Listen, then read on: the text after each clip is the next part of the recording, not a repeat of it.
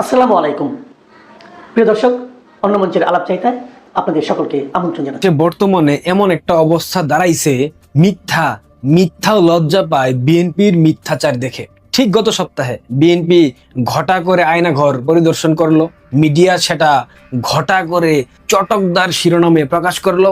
এক প্রকার আওয়ামী লীগকে ধুয়ে দিল মিডিয়া। পাশাপাশি বাংলাদেশের তথাকথিত বুদ্ধিজীবী এই বেহায়ারা আওয়ামী লীগকে ধুয়ে দিল। আওয়ামী লীগ আয়না ঘর প্রতিষ্ঠা করেছিল, কিন্তু কথিত আয়না ঘর নিয়ে গত 2 বছর ধরে যেই রকম একপাক্ষিক রাজনৈতিক নেরেটিভ দাঁড় করানো হয়েছিল, সেটা আজ ভেঙে পড়েছে। ভেঙে দিয়েছে বিএনপির বিশাল একজন হনু। শুরুতে প্রতিষ্ঠিত করা হয়েছিল এই গোপন নির্যাতন কেন্দ্র একমাত্র বিগত আওয়ামী লীগ সরকারের আমলে সৃষ্টি করেছিল না? আর সেই জনপ্রিয় বয়ানের উপর ভর করে গামছা হাতে রাজাকার গোলাম আজমের পুত্র আমান আজমি কিংবা ব্যারিস্টার আরমানের মতো বদমাইশরা হঠাৎ করে নাজিল হয়, ওহিনাজিল হওয়ার মতো। ইউনূস, মনে আছে আপনাদের, একটি কেন্দ্র পরিদর্শন করতে গিয়ে বলেছিল এমন আয়না ঘর নাকি সারা দেশে 700-র বেশি আছে। যদিও পরবর্তীতে ইউনূস সরকার আর একটা দেখাতে পারে নাই। আয়না ঘরে যে চেয়ার দেখানো হয়েছিল স্টিলের চেয়ারে বসিয়ে কাউকে ইলেকট্রিক শক দেওয়া যায় কিনা সেটা আপনারাই বিচার করেন। আজকে আন্তর্জাতিক অপরাধ ট্রাইব্যুনাল আইসিটির চিফ প্রসিকিউটর, বিএনপির চিফ প্রসিকিউটর আমিনুল ইসলামের এক বক্তব্য সব হিসাব, সব সমীকরণ একেবারে বদলে দিয়েছে। সে বলেছে 11:11 সময় আজকের মাননীয় প্রধানমন্ত্রী আমাদের অহংকার জনাব তারেক রহমানকে আজকের যে জেআইসি সেলটি আমরা পরিদর্শন করেছি তারই কোনো একটি কামরায় তাকেও কিন্তু সেখানে আনা হয়েছে, তার উপরে নির্যাতন করা হয়েছিল। 1:11 সময় ডিজিএফআই এর আয়না ঘরে বন্দি রাখা হয়েছিল বর্তমান প্রধানমন্ত্রী তারেক রহমানকে। চিফ প্রসিকিউটরের এই বক্তব্য নিঃসন্দেহে প্রমাণ করে 1:11 সময় এই কথিত আয়না ঘরের অস্তিত্ব ছিল, না হলে নিশ্চয়ই চিফ প্রসিকিউটর আমিনুল ইসলাম একথা বলতো না। যদি 1:11 সময় তারেক রহমানকে ডিজিএফআই এর আয়না ঘরে বন্দি করে রাখা হয়, সেক্ষেত্রে একটা বিষয় তো পরিষ্কার, ফখরুদ্দিন মঈনুদ্দিনের তত্ত্বাবধায়ক সরকার নিশ্চয়ই রাতারাতি এই আয়নাঘর মানে তথাকথিত বন্দিশালা তৈরি করতে পারে নাই। 2 বছরে নিশ্চয়ই আয়নাঘর হয় নাই, তারেক রহমানকেও বন্দি করে নাই।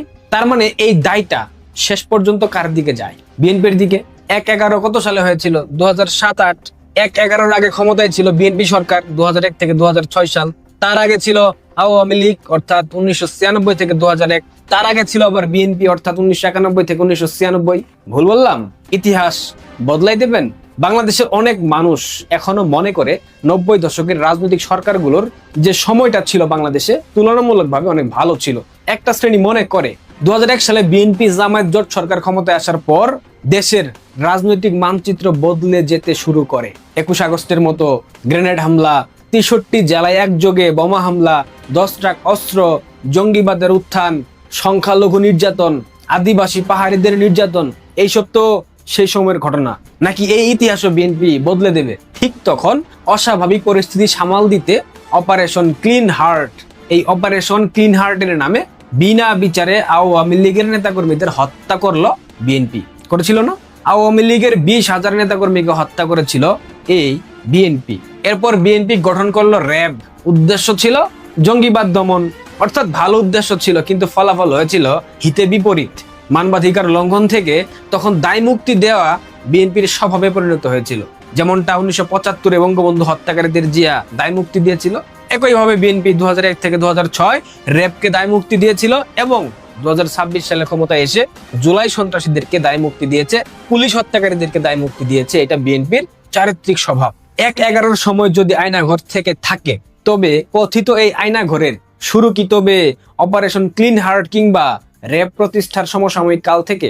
এই প্রশ্নটা কিন্তু স্বাভাবিকভাবে চলে আসে। চিফ প্রসিকিউটর আমিনুল ইসলাম আশা করছি এবার বলবে না আমার বক্তব্য বিকৃত করা হয়েছে, আমার বক্তব্য এআই দিয়ে বানানো হয়েছে। বাংলাদেশের প্রথম সারির সকল গণমাধ্যম এই বক্তব্য প্রচার করেছে, সুতরাং মিথ্যা বলার কোনো সুযোগ নাই। দেখেন, বিভিন্ন বাহিনীর এই ধরনের গোপন জায়গা বরাবর ছিল, সেখানে তারা দেশ বিরোধী কর্মকাণ্ডে যারা অংশ নেয়, যারা জঙ্গি, এদেরকে ধরে নিয়ে নিজেদের মতো জিজ্ঞাসাবাদ করে। এটা শুধুমাত্র বাংলাদেশে ছিল ব্যাপারটা এরকম না, এটা পৃথিবীর সব দেশেই সব বাহিনীর কাছেই আছে। এটাকে স্পেশালি আয়নাঘর বলার কোনো সুযোগ নাই। কিন্তু এইটাকে নিয়ে গত 2 বছর ধরে যে একপাক্ষিক রাজনীতি এবং ন্যারেটিভ তৈরি করা হয়েছিল, সেটা আমিনুল ইসলামের এই বক্তব্যের পর সত্যের মুখোমুখি দাঁড়িয়ে গেছে। এখন ভেঙে পড়তে শুরু করেছে বিএনপি জামায়াতের মিথ্যা ন্যারেটিভ। একের পর এক বিএনপি জামায়াতের নেতাকর্মীরা ভেঙে দিচ্ছে এই মিথ্যা ন্যারেটিভ গুলা। বাংলাদেশের মানুষ দেখছে এরা কত বড় বাটপার। মজার বিষয় হচ্ছে, আয়নাঘর নিয়ে যারা ন্যারেটিভ তৈরি করেছিল তাদের একজনও এই Aminul Islam tout. Chief prosecutor Aminul Islam এই ন্যারেটিভ দাঁড় করানোর পেছনের একজন কারিগর। সে আজ নিজের প্রয়োজনে, নিজের দলের প্রয়োজনে এই ন্যারেটিভ ভেঙে দিতে শুরু করেছে। চমৎকার না? আমরা তো প্রায় ওই ডিম থেরাপির গল্প শুনি না? তারা কি সত্যি ভাবেন এই ডিম থেরাপি বেডরুমে গিয়ে দেওয়া হয়? নির্দিষ্ট জায়গা আছে ভেবে যখন দাবি করেন, তখন কথিত এই আয়নাঘর নিয়ে এত একপাক্ষিক ন্যারেটিভ কেন? সে কারণেই বললাম, বিএনপির মিথ্যাচার দেখে মিথ্যাও আজ লজ্জিত। যাই হোক, আওয়ামী লীগ চলে যাবার পর গত 2 বছরে বাংলাদেশের মানুষ কি পেয়েছে, আমরা কি পেয়েছি? কোটা সংস্কার আন্দোলনের নামে যে আন্দোলন বাংলাদেশে হলো, পরবর্তীতে সরকার পতনের দিকে গেল, সে আন্দোলনের পর বাংলাদেশে কোটার কোনো অস্তিত্ব নেই। মেধার ভিত্তিতে সব নিয়োগ হচ্ছে, কোনো ক্যাম্পাসে ছাত্র রাজনীতি নাই, দেশে কোথাও কোনো খুন লুটপাট মব নাই, দ্রব্যমূল্য একেবারে হাতের নাগালে। ইন্ডিয়ার সাথে শত শত গোলামের চুক্তি বাতিল করা হয়েছে, আমেরিকা সহ সব দেশের সাথে সমতার ভিত্তিতে চুক্তি হয়েছে, বিশ্বের সব বাঘা কোম্পানি বিনিয়োগ করতে আমাদের দেশে চলে আসছে, বিশ্বের সকল জ্ঞানীগুণীরা রিভার্স ড্রেইন প্রজেক্টের আওতায় এসে দেশে বিনামূল্যে শ্রম দিয়ে দেশের উন্নতি করছে। ইলিশের কেজি 400 টাকা, একটা পদ্মা সেতুর টাকা দিয়ে 4টা পদ্মা সেতু নির্মাণ করা হয়ে গেছে গত 2 বছরে। দুর্নীতি শূন্যের কোঠায় নেমে এসেছে, ঢাকা শহর বসবাসের নগরীর তালিকায় বিশ্বের শীর্ষ 10-এ চলে আসছে, দেশে নতুন শত শত গার্মেন্টস ফ্যাক্টরি তৈরি হয়েছে, বেকারত্ব নেই বললেই চলে।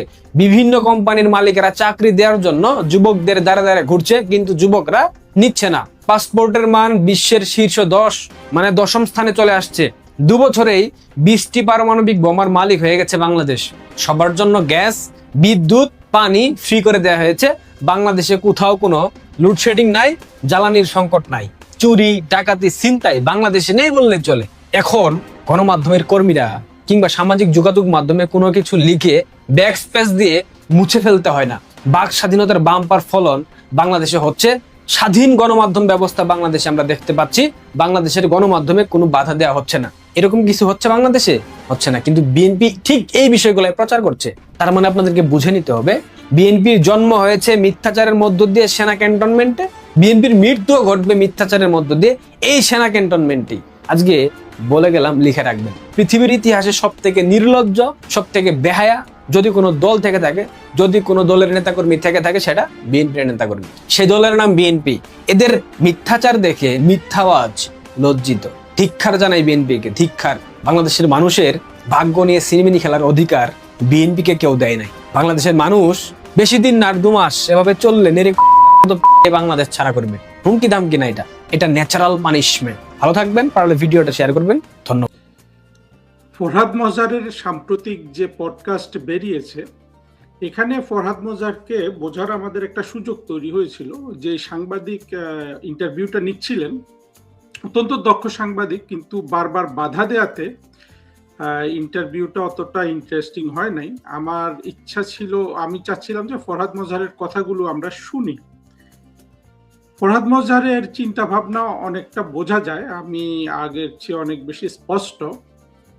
আমাদের আসলে যে জায়গাটা এখন যাওয়া দরকার, ফরহাদ মজারের বোঝা এবং তার উন্মাদনা আর তো থামানোর দরকার নাই। দেশ যা ধ্বংস করে ফেলেছে, ভবিষ্যতে হয়তো ফরহাদ মজারকে যদি মুক্তিযুদ্ধের পক্ষে শক্তি ক্ষমতায় আসতে পারে, তাহলে হয়তো ফরহাদ মজারের এমন কোনো বিপদ হবে যে তাকে খুঁজেও পাওয়া যাবে না। কিন্তু সেটা আমি তো মোটেও সমর্থন করি না কোনো ধরনের, এই ধরনের। কিন্তু এই যে একটা রাষ্ট্রের যেই ধরনের ক্ষতি ফরহাদ মজাররা করে ফেলেছে, যে রাষ্ট্রের শেখ হাসিনা ক্ষমতায় থাকতে তার সময়ের যে 100 টাকা এখন 40 টাকা হয়ে গেছে, আমরা শুধু এই টাকার মূল্যে যদি আমরা রাষ্ট্রটার ক্ষতি দেখি, সেটা কিন্তু অনেক ব্যাপক। যাই হোক, আমি আজকে যে জিনিসটা নিয়ে ফোকাস করব ফরহাদ মজহারের, যে এই মার্কিন যুক্তরাষ্ট্র নিয়ে উনি যে কথাগুলো বলেছেন, সেটা দেখেন এখন বের হয়ে আসলো যে মার্কিন যুক্তরাষ্ট্র এই সাইবার কি বলে যে জঙ্গিগুলোকে, আত্মঘাতী জঙ্গিগুলোকে নিজেরা নিয়ে সেফ হাউসে রাখতো, সেফ হাউসে নিয়ে রেখে ওইখানে তারা শেখ হাসিনার সরকারের মানে যাতে শেখ হাসিনার সরকারের পড়ে যায় সেই ব্যবস্থাটা করা। ফরহাদ মজহারের কথা অনুযায়ী চুপ্পু, দিল্লি, ওয়াকার, এই তিনজন শেখ হাসিনার পদত্যাগ চেয়েছে। সে একটা ব্যাখ্যাও দিয়েছে ফরহাদ মজহার যে শেখ হাসিনা পড়ে গেলে যাতে তারা রাষ্ট্রটাকে দখল করে যে পুরনো ব্যবস্থা সেটাকে তারা জীবিত রাখতে পারে। আমি যদি বুঝে থাকি ফরহাদ মজহারের কথা, এইটাই সে বোঝাতে চেয়েছে। এইটির জায়গাও যাচ্ছি না, আজকে প্রথমত অপরাধটার ব্যাপারে যাই। অপরাধটা দেখেন, এটাকে কিন্তু যারা 24-এর জঙ্গি কোয়ালিশনে ক্ষমতায় এসেছে তাদের পক্ষে যেসব বুদ্ধিজীবী আছে, একমাত্র ফরহাদ মজহার কিন্তু ভিন্ন কথা বলছেন। এই জন্য ফরহাদ মজহারকে একটা সততার কৃতিত্ব দিতে হবে। বাকিরা কিন্তু বলছেন যে এইটা শেখ হাসিনার বিরুদ্ধে গণবিস্ফোরণ হয়েছে, শেখ হাসিনার সরকার পড়ে গেছে। গণবিস্ফোরণটাও আসলে হতো না। আওয়ামী লীগ এবং প্রধানমন্ত্রী শেখ হাসিনা যে জিনিসটা এখনো বুঝেছেন বলে আমরা বুঝতে পারছি না, সেটা হলো যে তার পতনটা হয়েছে তিনি যা রাষ্ট্রের মধ্যে করছিলেন, তিনি যে অর্থনৈতিক উন্নয়ন করছিলেন বা তিনি যে রাজনীতিটা করছিলেন আমাদের মুক্তিযুদ্ধের চেতনায়, সেটা তো পুরোপুরি উনি করতে পারছিলেন না, সেটাও আমরা বুঝি। কিন্তু তার ক্ষমতায় থাকা, শেখ হাসিনার ক্ষমতায় থাকা, শেখ হাসিনার রাষ্ট্রের উন্নয়ন করা, এইটার পক্ষে যে পাশাপাশি বাণী দিয়ে, কথা দিয়ে তার বৈধতা সমাজে তৈরি করা, সেটা যে প্রয়োজন আছে, এটা কিন্তু শেখ হাসিনার চিন্তায়ও নাই, আওয়ামী লীগের চিন্তায়ও নাই। আর এটা প্রধানমন্ত্রী শেখ হাসিনার একটা বড় ফেলিউর যে আওয়ামী লীগের লোকজনকে তিনি কখনো এমনভাবে দলটা গঠন করার চেষ্টা করেননি যে সেখানে অন্তত 5টা লোক চিন্তা করতে শিখবে এবং চিন্তাটা প্রকাশ করতে শিখবে। এই চিন্তা করতে শেখা এবং প্রকাশ করতে না পারা কিন্তু এই ভ্যাকুয়ামটা পুরোপুরি দখল করে নিয়েছে ফরহাদ মজহাররা। এবং ফরহাদ মজহার অবশ্য একটা ফ্যান্টাসির জায়গা থেকে সে দখল করেছে। অন্যরা মুক্তিযুদ্ধ বিরোধী চেতনা, জঙ্গিবাদ দিয়ে দখল করেছে। মানুষ তো আসলে গিলতে চায়, চিন্তা গিলতে চায়। এটা যে ফরহাদ মজহারের বিষয়টা আমরা জানলাম যে তারও পাঠচক্র আছে, ওইখানে এই নাহিদরা গিয়ে পাঠচক্র করেছে, যে মাহফুজরা গিয়ে পড়েছে। তরুণরা গিলতে চায়। এই যে শিবির কেন এত তরুণ পায়, মেধাবী তরুণ পায়, কারণ তারা তরুণ বয়সে যে গেলার অর্থাৎ জ্ঞান অর্জনের একটা আকাঙ্ক্ষা থাকে, সেই আকাঙ্ক্ষাটা জামাত ইসলাম পূরণ করে, ফরহাদ মজহার পূরণ করে, আওয়ামী লীগ কিন্তু পূরণ করে না। আওয়ামী লীগ করে কি, তার ছাত্রলীগকে এমন ভাবে তৈরি করেছে ওরা মোটামুটি এই চাঁদাবাজি বলুন বা অর্থ কামাইয়ের পথে চলে যায়, বা পার্টির যে বাণিজ্য করা, মানে একটা কমিটি দিলে, সরকারে থাকলে, মানে একটা দল সরকারে থাকলে সেখানে অনেক টাকা পয়সার সুযোগ হয়, সেখানে কমিটি করেও কিন্তু অনেক পয়সা অর্জন করা যায়। এই জায়গাটা যদি শেখ হাসিনা যদি এখনো যদি হাত না দেন, যে দিয়েছেন এটার কোনো, আসলে এখনই তো এটা দেওয়ার সময়, সেইটা না করলে আসলে আওয়ামী লীগ এরা যে পথে গেছে, ফরহাদ মজহার যেভাবে মানে একটা তরুণের যে তার যে মগজটা খালি, সেখানে যে হার্ডওয়্যার করে দিচ্ছে তার সফটওয়্যারটা জামাত করে দিচ্ছে, সেখানে তো আওয়ামী লীগ তো পুরো ফিল্ডটা ছেড়ে রেখেছে। সে তো কোনোভাবেই সেই জায়গায় ইয়ে করছে না। শেখ হাসিনা যেটা ভেবেছিলেন, যেটা বুঝি যে তিনি যে এত কষ্ট করে রাষ্ট্রটার উন্নয়ন করছেন, মানুষ ওইটা দেখে তার প্রতি সহানুভূতিশীল হবে। কিন্তু কিভাবে হবে? তিনি তো একটা শত্রুপক্ষকে, তারা তো গিয়ে বলছে যে শেখ হাসিনা ফ্যাসিস্ট, শেখ হাসিনা দিল্লি দাসী, তারপরে শেখ হাসিনা কাফের, শেখ হাসিনা মুশরিক, শেখ হাসিনা হিন্দু, শেখ হাসিনা ভারতের কাছে দেশ বিক্রি করে দিয়েছে। এই যে কথাগুলো লাগাতার চলছিল, তার বিরুদ্ধে সে কথাগুলোর উত্তর দিতে পারার মতো সক্ষম কোনো ব্যক্তি শেখ হাসিনা তৈরিও করেননি, উৎসাহ দেননি।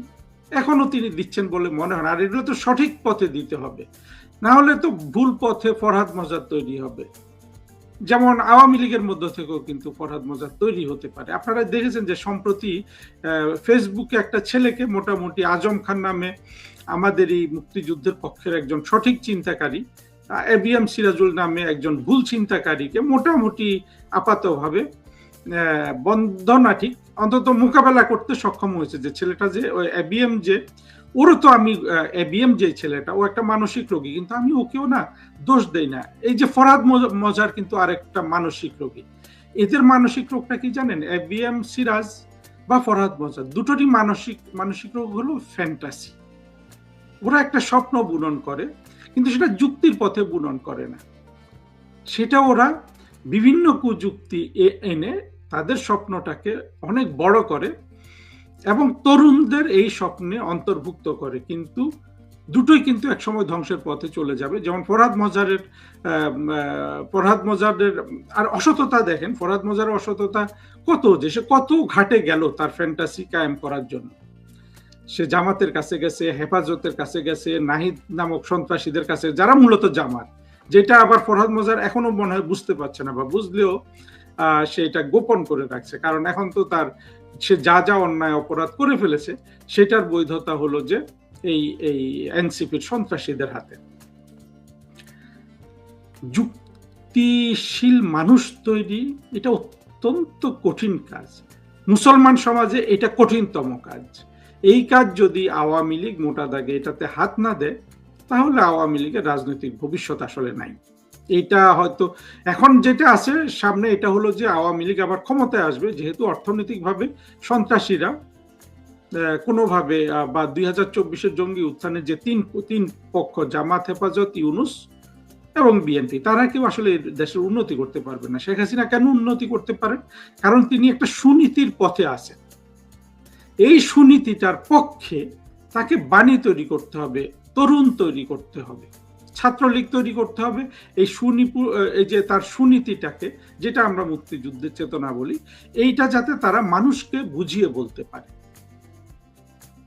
এটার পথে থাকলে এবং সেটা তাদেরকে ভালোভাবে আমরা প্রশিক্ষিত করলে, তারাও কিন্তু এই যে এখন যে পথে তারা বদনামটা কুড়ায়, যে অল্প বয়সে টাকা পয়সার দিকে চলে যায়, বা আওয়ামী লীগের যেসব নেতা এত অঢেল টাকা কামিয়েছেন অন্ধের মতো, এটা জানি না বর্তমানে প্রধানমন্ত্রী শেখ হাসিনাকে কতটা এটা সহযোগিতা করছে। করলে ভালো, না করলে কিন্তু এর বিকল্প পথটা শেখ হাসিনাকে খুঁজে বের করতে হবে।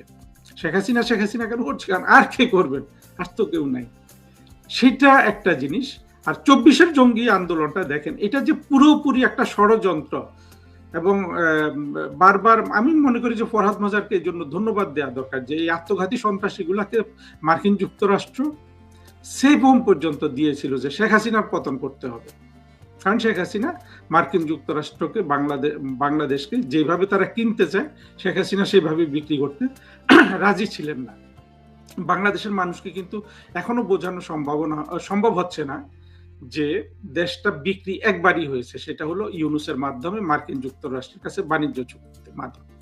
এটা যদি বাংলাদেশের মানুষকে বোঝানো সম্ভব হয়, বাংলাদেশের মানুষ কিন্তু ইউনুস 24-এর জঙ্গি কোয়ালিশনের কিন্তু পতন ঘটাবে।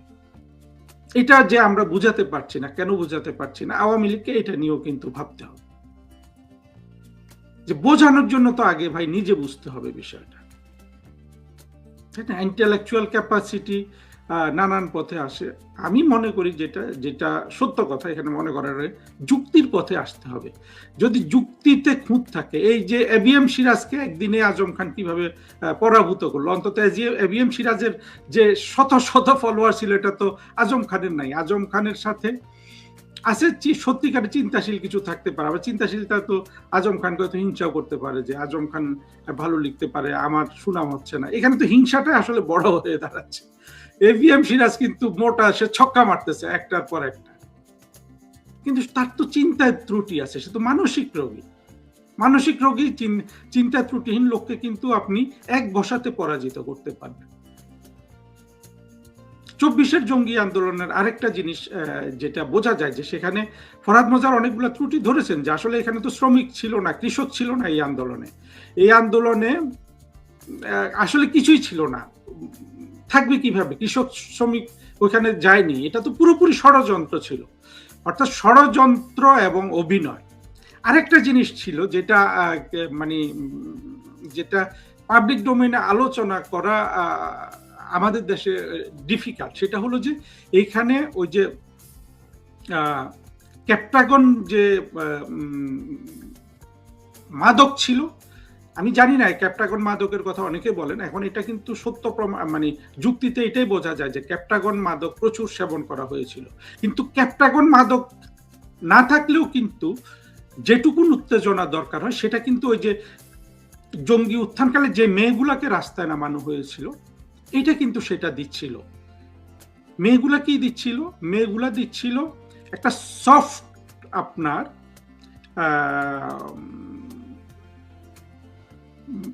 মানে ছেলেগুলো উত্তেজিত হয় কখন? বডিটা, এটা যে পুরো পরিপূর্ণ একেবারে মানে যৌন সহবাসের আগের যে উত্তেজনা, তার আগেও কিন্তু উত্তেজনার অনেক আপনার পর্যায় আছে। এমন একটা পর্যায়ে উত্তেজনাটা দিচ্ছিল মেয়েগুলা, অর্থাৎ যে পুরুষের এই যে উদ্দীপনা আসে যে হরমোন থেকে, এই হরমোনগুলা যে পর্যায়ে রিলিজ হলে এই ছেলেগুলা রাস্তায় উন্মাদনাটা করতে পারবে, এই যে বুক পেতে দিয়ে পুলিশের সামনে গিয়ে আত্মহত্যা করে ফেলতে পারবে। একটা আত্মহত্যা করলে আবার 1 লক্ষ লোক কিন্তু সেখানে নেমে যাচ্ছে। এই জিনিসটা করেছে এই মেয়েগুলা, যে মেয়েগুলা রাস্তায় ছিল, অর্থাৎ মেয়েগুলোকে পুরোপুরি, এই শব্দটাই এখন ব্যবহার করা যায় যে পতিতা বলুন বা যৌন দাসী বলুন, বা এদেরকে যৌনতা সরবরাহ করার ওই পর্যায়ের যৌনতা, যেটা হলে সে ঠিক সহবাস করার জন্যই মরিয়া হবে না, সে তার আগের পর্যায়ে সে উদ্দীপ্ত থাকতে পারবে। এই জিনিসটা তারা করেছে। এখন এটা কাকি কোন বুদ্ধিতে এসে জানি না, এই বাঁধন থেকে শুরু করে যতগুলা মেয়ে ওইখানে মানে এদের পক্ষে গেছে, ওদেরকে দেখে দেখে কিন্তু এই ছেলেগুলা এইভাবে উদ্দীপ্ত ছিল। এবং ইসলামিক জঙ্গি আন্দোলনে এটা কিন্তু সব জায়গায় দেখা যায়। দেখবেন যে আপনার বিশেষ করে এটা আইসিসের সময় দেখা গেছে। আইসিসের সময় এই আইসিস জঙ্গিদের জন্য সারা বিশ্ব থেকে মেয়ে গেছে, এমনকি বাঙালি জঙ্গিগুলা যেগুলো ইউকেতে গেছে সেখান থেকে অনেক মেয়ে গেছে, বাঙালি মেয়ে গেছে। এবং জঙ্গি হয়ে গেলে মেয়েদের কাছে একটা শ্রেণী বলা ঠিক না, মানে সেই জায়গা থেকে মেয়েদেরকে বের হয়ে আসতে হয়। কিন্তু যখন হাদির জনপ্রিয়তাটা দেখেন, হাদি কিন্তু যথেষ্ট জনপ্রিয় ছিল মেয়েদের কাছে, অর্থাৎ ওরা নানান ধরনের সুবিধা পেয়েছে, কিন্তু প্রত্যেকটা কিন্তু রাষ্ট্রের বিরুদ্ধে ক্রাইম ছিল। রাষ্ট্রের বিরুদ্ধে ক্রাইম ছিল, জঙ্গিদের উন্মাদনা, যারা নটনটি বিভিন্ন ধরনের অভিনেতা অভিনেত্রী ওইখানে গিয়েছে, সবাই কিন্তু রাষ্ট্রের বিরুদ্ধে। শেখ হাসিনার বিরুদ্ধে ক্রাইম বললে তো আসলে বুঝতে অসুবিধা, পুরো রাষ্ট্রের বিরুদ্ধে ক্রাইম করেছে, যেই ক্রাইমটার ফল হলো আজকে রাষ্ট্রের এই অধঃপতন। আর এইটা ঠেকানো বা এইটা আমরা এটাও দেখেছি যে জঙ্গি আন্দোলনটা চলাকালীন শেখ হাসিনা সরকারের মধ্যে কোনো আন্দোলনটা ঠেকানো, বারবার যেই কাজটা করলে ঠেকানো, সেই কাজটা কিন্তু শেখ হাসিনা সরকার কোনো পর্যায়ে করতে পারেনি। না তিনি যাদেরকে আশেপাশে রেখেছিলেন তারা কিন্তু কোনোটাই করতে পারেনি। তিনি যে একটা সংক্ষিপ্ত বক্তব্য দিয়েছিলেন ওইটাও পুরোপুরি জঙ্গিদের পক্ষে গেছে, কারণ সেদিনও কিন্তু শেখ হাসিনার পক্ষে সুযোগ ছিল এই আন্দোলনটাকে সেখানে বন্ধ করে দেয়া, অথবা শেখ হাসিনা সরাসরি যদি জঙ্গিদের সাথে আলোচনা করতেন তাহলে এটা ঠিক হয়ে যেত। যেভাবে আমরা দেখেছি নরেন্দ্র মোদী সাহেব একটা লাইভ করেই কিন্তু ককরোচ আন্দোলন অনেকটুকু নামিয়ে নিয়েছে। যাই হোক, শেখ হাসিনা সরকারেরও এটা পাওনা হয়েছিল, কারণ আসলে তারা তো যেই কারণে শেখ হাসিনা সরকারের পতন, সেই দিকটা অ্যাড্রেস করার এখন পর্যন্ত কিন্তু শেখ হাসিনা বা আওয়ামী লীগের পক্ষ থেকে আমরা কিন্তু কোনো ব্যবস্থা নিতে দেখছি না। তো যাই হোক, এর অর্থ হলো যে শেখ হাসিনা সরকার যদি আবার আসেন তারা কিন্তু আবার করবে, এই জায়গাটা বুঝতে হবে। আর ফরহাদ মজহারের চিন্তা এবং কিভাবে এত বড় ফ্যান্টাসি জন্মগ্রহণ করে সমাজে, এবং তাদেরকে নিবৃত্ত করার জন্য আমাদের মুক্তিযুদ্ধের পক্ষের যেহেতু কোনো ব্যবস্থা নাই, এই ফ্যান্টাসি করা লোকগুলা কিন্তু বাংলাদেশের জন্য পোটেনশিয়াল থ্রেট হয়ে থাকলো। যতদিন মুক্তিযুদ্ধের পক্ষে শক্তি সত্যিকারের এই যে বুদ্ধিবৃত্তিক ফরাদ মজারের কথা বারবার আছে, বুদ্ধিবৃত্তিক এই বুদ্ধিবৃত্তিক জায়গায় আঘাত করে সঠিক বুদ্ধির লোকজনকে তারা সম্মান না করবেন, আওয়ামী লীগকে বলছি, ততদিন ফরহাদ মজারের মতো পাগল উন্মাদ বললেও ভুল হবে, মানে ফ্যান্টাসির বুদ্ধিজীবীদের কাছে আওয়ামী লীগকে বারবার পরাজিত হতে হবে। কারণ রাষ্ট্র তো দুই ভাগে বিভক্ত, মুক্তিযুদ্ধের পক্ষে, মুক্তিযুদ্ধের বিপক্ষে। এইখানে যে কেউ এসে ঘাঁটি গাড়তে পারে, যেটা করতেছে বিদেশিগুলা, আমেরিকানরা করতে পারে, চীন করতে পারে, চাইলে ভারত করতে পারে। কারণ যারাই মানে যেহেতু ক্ষমতা আসলে দুই ভাগ সমান সমান, মুক্তিযুদ্ধের পক্ষে শক্তি এবং বিপক্ষে শক্তির সমান সমান, আর মুক্তিযুদ্ধের বিপক্ষে শক্তির একটা বাড়তি শক্তি আছে বুদ্ধিবৃত্তিক শক্তি, যেটা আওয়ামী লীগের নাই। আওয়ামী লীগের আছে ওই অর্থনৈতিক উন্নয়নের শক্তি, যেটা মানুষ সুফল পায় বলে হয়তো মানুষকে ওটা বারবার, এখন আমরা যেটা বোঝানোর চেষ্টা করছি সেটা বোঝালে শেখ হাসিনার পক্ষে পাল্লাটা ভারী হবে। কিন্তু বুদ্ধিবৃত্তিক জায়গায় সঠিক যুক্তিশীল মানে বুদ্ধিজীবী দিয়ে এই সিওডো বুদ্ধিজীবীদের পরাজিত না করলে আওয়ামী লীগের দীর্ঘমেয়াদে বিপদ কিন্তু কাটবে না। বঙ্গবন্ধুকে আবার হত্যা করা হবে, শেখ হাসিনাকে কিন্তু আবার অপমান করা হবে। কিন্তু ফরহাদ মজার যে জিনিসটা রিভিল করেছেন আপাতত সেই জিনিসটা বুঝতে হবে, সেটা হলো যে সব দিক থেকে সন্ত্রাসী, ষড়যন্ত্রকারী এবং ফ্যান্টাসিতে বসবাসকারী লোকজন সবাই কিন্তু 2024 সালে একত্রিত হয়েছে। প্রত্যেকেরটা, তার সাথে নারী, এদের মানে এই যে তরুণরা করেছে, তাদের পুরুষ হওয়ার কারণে যে উদ্দীপনা দরকার, সেই উদ্দীপনার যে হরমোন রিলিজ হওয়ার করা দরকার, ওই মেয়েগুলার এই নর্তন কুর্দন ওই হরমোনটা অপটিমাম মাত্রায় রিলিজ করেছিল। ফলে এই ছেলেগুলা এতটা উন্মত্ততা ওই সময় প্রকাশ করতে পেরেছিল। কিন্তু পুরোটাই কিন্তু ছিল ক্রাইম, রাষ্ট্রের বিরুদ্ধে ক্রাইম। এখন যদি আমরা শেখ হাসিনার নেতৃত্বে দেশে সরকার গঠন করতে পারি, এগুলো আসলে এমনি ফিজিক্যালি কিন্তু ধ্বংস হয়ে যাবে। কারণ আওয়ামী লীগের লোকজন যথেষ্ট, বিশেষ করে আওয়ামী লীগের বঞ্চিত অংশ, যাদের সাথে আসলে শেখ হাসিনা সংযোগ হারিয়ে ফেলেছিলেন আওয়ামী লীগের নেতাদের কারণে, যিনি এখন তিনি যাদের সাথে কথা বলার চেষ্টা করছেন, এরা কিন্তু 24-এর জঙ্গি উত্থানের সবচেয়ে বেশি নির্যাতিত হয়েছে। এবং আমি আবেদন রাখবো এই আওয়ামী লীগের এই তৃণমূলের কর্মীদের, আপনারা প্লিজ আপনারা শেখ হাসিনার পাশে থাকুন, পাশাপাশি যেই সব ভুল ত্রুটির কারণে 24-এর জঙ্গি উত্থান হলো, সেই ভুল ত্রুটি থেকে শিক্ষা নিয়ে আপনারা ভবিষ্যতে ভুলগুলোকে সংশোধন করে এগিয়ে যাবেন। আমার মতো কিছু মানুষ তো আপনাদের পাশে আছে, অন্তত আপনারা যাতে আর ভুল না করেন সেটা বারবার আপনাদের ধরিয়ে দেওয়ার জন্য। বন্ধুরা সাথে থাকুন, বিশেষ করে আওয়ামী লীগের মাঠ পর্যায়ের কর্মীরা যদি আমার কথাগুলো শুনেন আমি অত্যন্ত খুশি হব। কারণ হলো যে আমরা ধ্বংস হয়ে গেছি 2024, এবং ধ্বংসকারীরা কিন্তু বারবার বলছে যে আমরা ষড়যন্ত্র করেছি। ফরহাদ মজারের সব কথার মূল কথা হলো যে আমি ষড়যন্ত্র করেছি, মার্কিনীরা ষড়যন্ত্র করেছে, কিন্তু কেউ তাদের প্রতি বিরাগ ভাজন হচ্ছে না। সব এখনো বিরাগ ভাজন হয় কিন্তু শেখ হাসিনার প্রতি। এটাও কিন্তু একটা মানসিক রোগ, এবং এটা আমাদের সারাতে হবে।